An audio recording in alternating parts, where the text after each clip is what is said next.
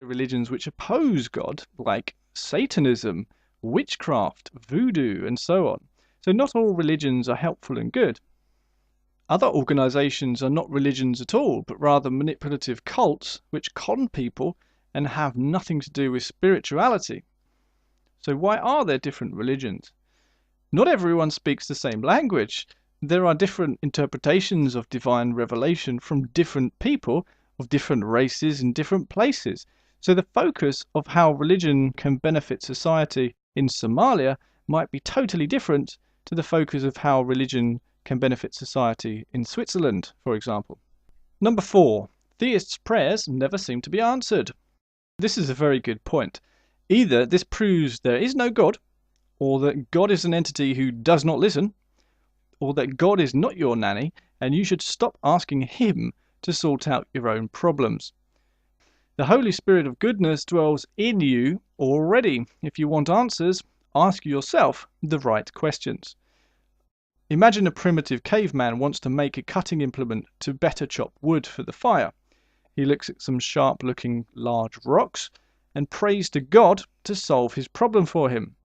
He waits and waits, and nothing happens.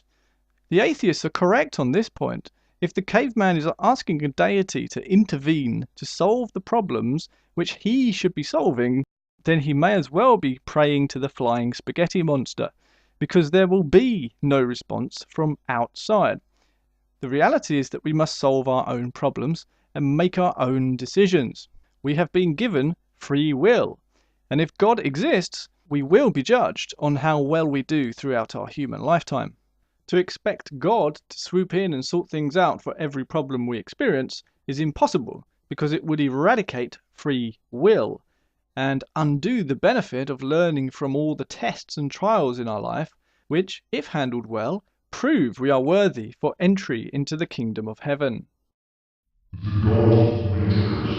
So what are the consequences for an individual atheist and theist at the end of our life? If, when we die, it turns out that the atheists are right, then both the atheist and the theist simply turn to worm food and nothing happens. But if the theists are right, the theist experiences eternal paradise in heaven, and the atheist, eternal damnation in hell. But that's only for the individual. What about the wider social consequences of atheism versus theism? Now, in an atheist society, the consequences for atheists are that there's no unified moral code. There will be cultural fault lines with different people wanting to do different things, and cultural clashes as different groups compete with radically different belief systems. In an atheist society, there's no fear of spiritual punishment for evil deeds, which means people are more likely to go ahead and try them, because there's a lot of benefit to be had materially by doing evil. It's a lot quicker to rob someone for $100 than it is to work for $100. In an atheist society, there is no idea of a spiritual reward for moral behavior, and there is no hope for an afterlife, a better place when you die. So all that exists is the pain and suffering and competition of material human existence. And that can be pretty depressing, and why so many people turn to alcohol and drugs and all sorts of escapism in order to take their mind off of material existence, because it's quite hard sometimes, because life is hard. And also an atheist society would have a pointlessness of existence, no purpose to life, no big idea that you're part of a cosmic plan of great awe. And atheist society will lend itself to being a greedy and materialistic society. And we see this in the shopping and buying things for status, and the emphasis on, how much stuff have you got becomes the meaning of life for some people, and that's pretty sad. And the social consequences for the theist living in an atheist society is, as with communism, millions would be murdered, because people forget that communism was a godless movement started by people like Lenin and so on. Theists in an atheist society would be ridiculed for valuing moral beliefs. The theist's social influence is attacked through legislation. For example, banning prayers from school, banning prayers from council meetings, and the freedom to express religion is censored. For example, no public displays of crosses.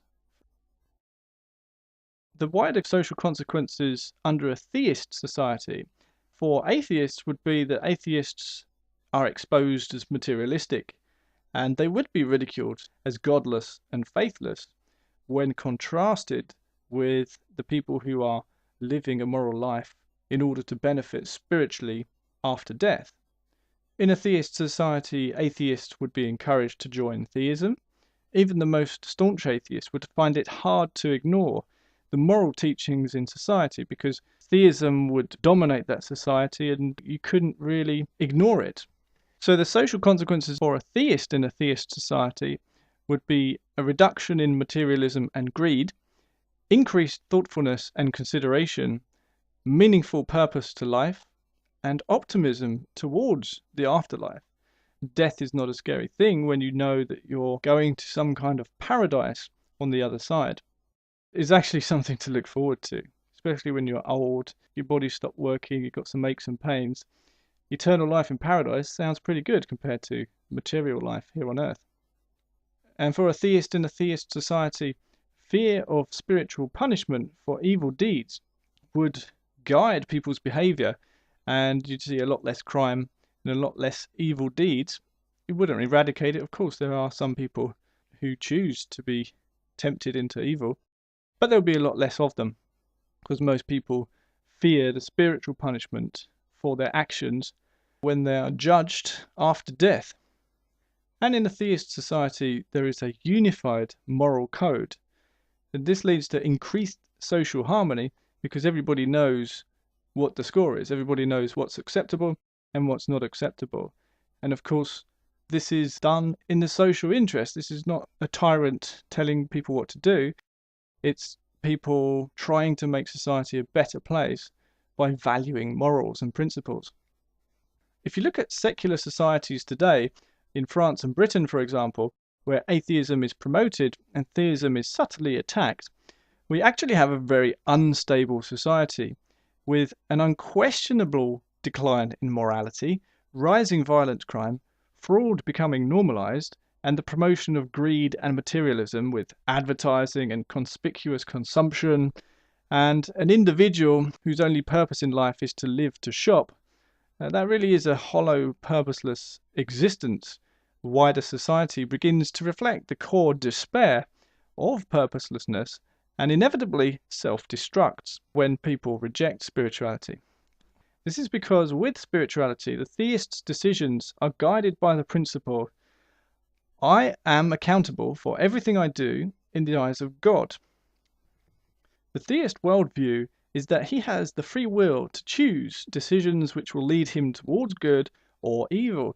If he chooses the easy, wide path towards evil, he will be irreversibly punished by God in the afterlife.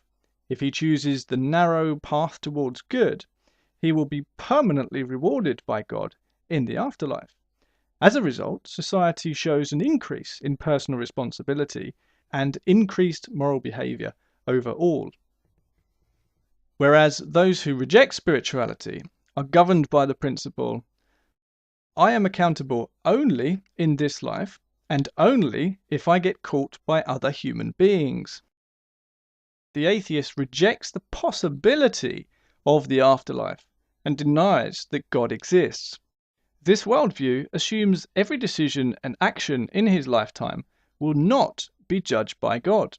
Therefore, if the atheist chooses, he can get away with anything he wants to, because he believes there are no spiritual consequences at all.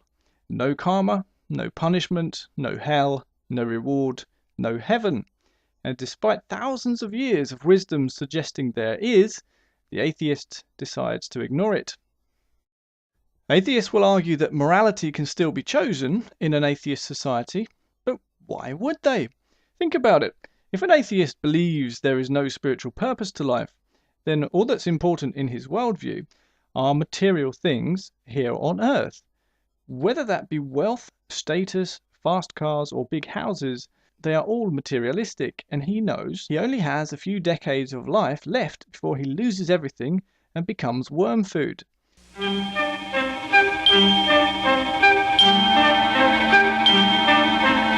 Like sands through the hourglass, so are the days of our lives. So there's a time pressure on the atheist to accumulate as much material success as quickly as possible, which can lead to corner cutting. Now, morality is a nice idea for the atheist, but moral behavior is actually a handicap in the rat race to accumulate as much material success as quickly as possible.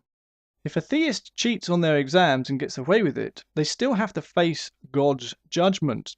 If an atheist cheats on their exam and gets away with it, there are only benefits because the material success is reached quicker and easier, and any negative consequences appear to have been evaded. If a theist commits a financial fraud and gets away with it, they still have to face God's judgment.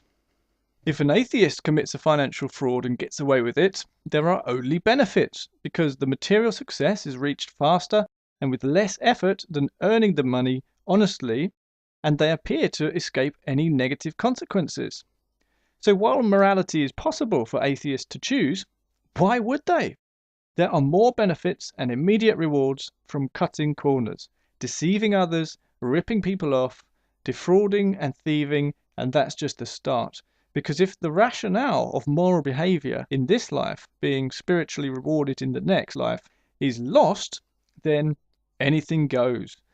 There is no reason not to be a thieving, life-destroying heroin dealer to kill a bunch of people and get rich from other people's suffering.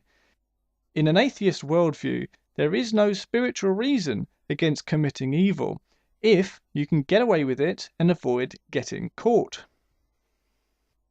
So the consequence of these considerations is that even if God didn't exist, the benefits of theism for society are enormous and result in a stable society which is fundamentally centered on good moral behavior in return for spiritual reward after death.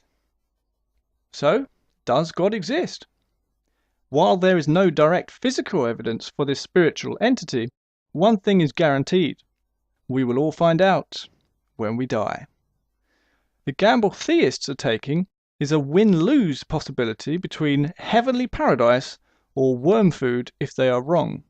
The gamble atheists are taking is a lose-lose possibility between worm food if they are right or torturous hell if they are wrong. A final interesting clue of whether God does exist is the long-running campaign by a certain people to use their media for subtly attacking and undermining the two greatest religions on the planet, Christianity and Islam. With the power of Hollywood propaganda, Islam is wrongly presented as the biggest terrorist in the West. Well, this thing is worthless, like my Palestinian alarm clock. Allahu Akbar! And Christianity is wrongly presented as dull, pointless, and irrelevant. But isn't that a sin? Mark, just about everything is a sin. You ever sat down and read this thing? Technically, we're not allowed to go to the bathroom. The same people wage a subtle war against Christianity and Islam by creating laws which attack the freedom of religion, such as employees sacked for wearing any jewellery featuring a Christian cross, or the banning of the opening prayer from UK council meetings. The same people dominate the newspapers, giving a large amount of column inches to any story which compromises the image or damages the reputation of Christianity and Islam, yet other religions benefit from bad press being hushed up and not printed. In the past, some people have committed mass murder against Christians, such as when the Bolsheviks terrorized Russia, brutally murdering millions and systematically blowing up churches and demolishing all sign of Christianity, attempting to replace it with a personality cult of a supreme communist leader like the Jewish Freemason Vladimir Lenin. So the very fact that these people are relentlessly attacking the faiths of Christians and Muslims who worship God is evidence itself that opponents of God believe God exists. Otherwise, Why would they be attacking God if God didn't exist?